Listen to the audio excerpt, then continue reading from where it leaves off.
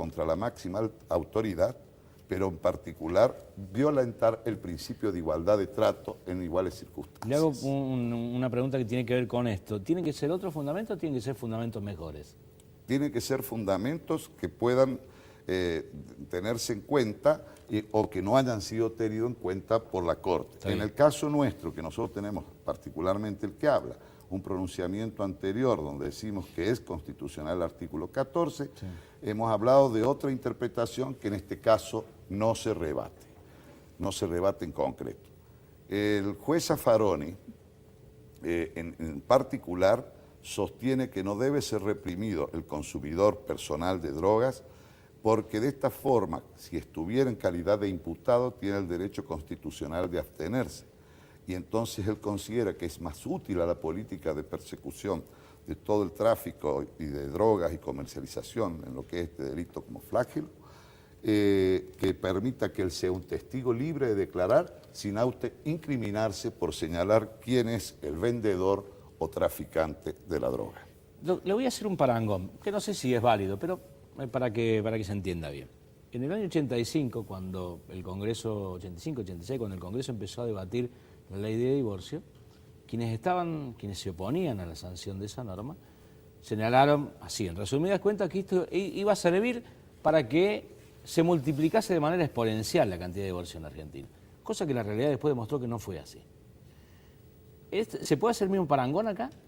La Corte en este fallo dice que los secuestros de marihuana en su cantidad no tienen proporcionalidad contra los consumidores.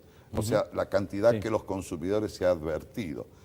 Pero señala, puede ocurrir eso. Yo lo que creo personalmente que alguien tiene que vender. Sí. Y para que alguien tiene que vender, alguien lo tiene que producir ilícitamente. O alguien lo tiene que importar ilícitamente y traficar ilícitamente.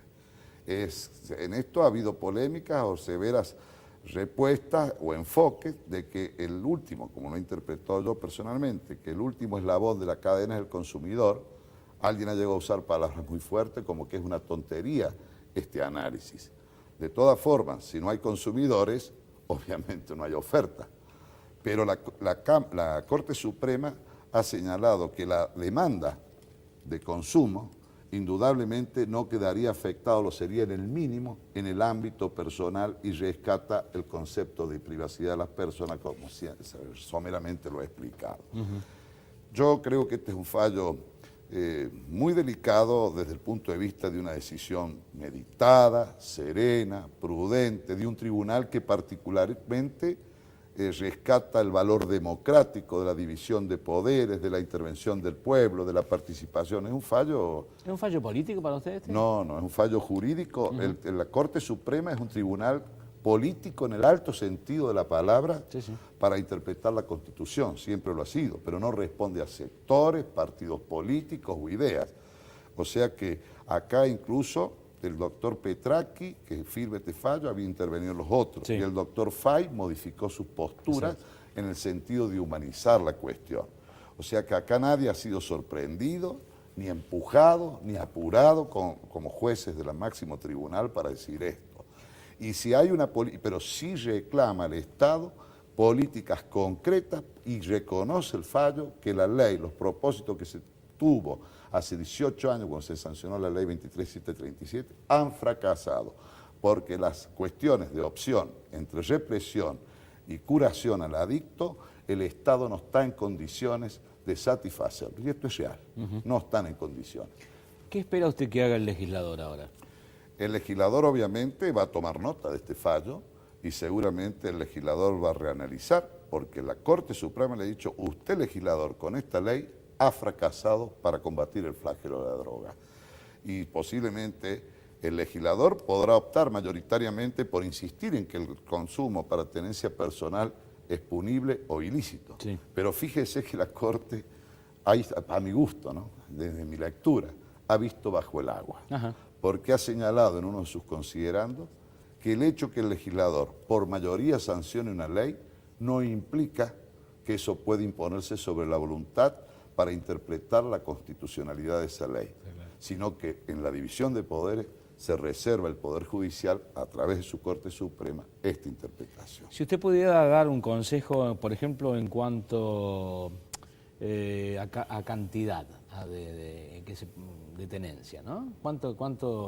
¿Cuál sería el límite punible y cuál no? Este caso es uno de los muchachos o personas que estaban involucrados, que es un caso que se inicia una investigación en Rosario en el 2006, 3 pollos tenía de marihuana. Sí.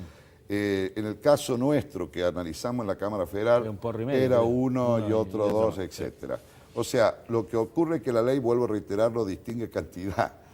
Podemos estar equivocados y tendremos que reanalizar como jueces, obviamente, en otro caso concreto, a este fallo, porque indudablemente nuestro máximo tribunal y en el sistema democrático y de organización de las funciones del Estado, indudablemente tiene trascendencia y nosotros no podemos ignorarlo por capricho o por no cambiar opinión.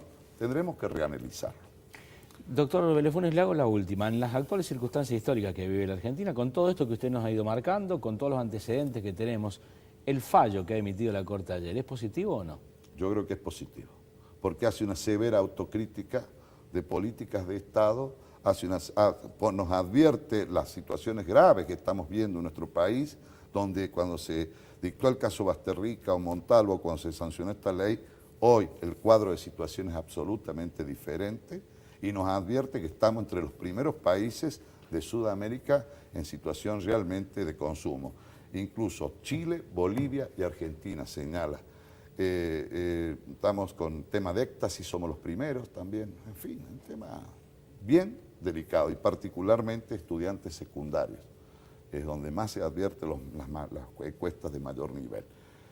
Yo creo que acá esto es un tema donde, como recomienda el fallo, debe persuadirse, debe educarse y el Estado ponerse las pilas, por decirlo de alguna manera, en informar, hacer saber las consecuencias, etc. Y porque indudablemente algo está pasando en esta sociedad donde tenemos que ver, a veces los jóvenes tienen que recurrir a la droga, quizás para olvidar o ver las cosas de otra manera, porque la realidad no les gusta. Doctor Vélez-Funes, gracias por venir. No, muchas gracias a ustedes y bueno, estamos a disposición. Le agradezco. Muy bien. Enseguida continuamos con más debate político, ya volvemos.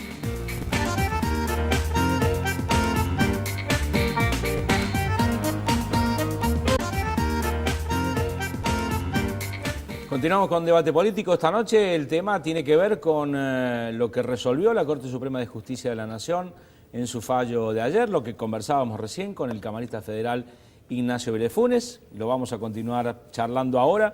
En primer término lo tengo aquí a mi izquierda, a su derecha el doctor Aurelio García Elorrio. Entre otras cosas, él ha sido patrocinante de 5 amparos presentados de manera distinta que nuclean a miles de personas de 62 barrios de la ciudad de Córdoba. Doctor, un gusto tenerlo con nosotros. Buenas noches, bienvenido. Muy bien, gracias. Y me acompaña también Miguel Bifari, vicepresidente de la Asociación de Reducción de Daños de Córdoba.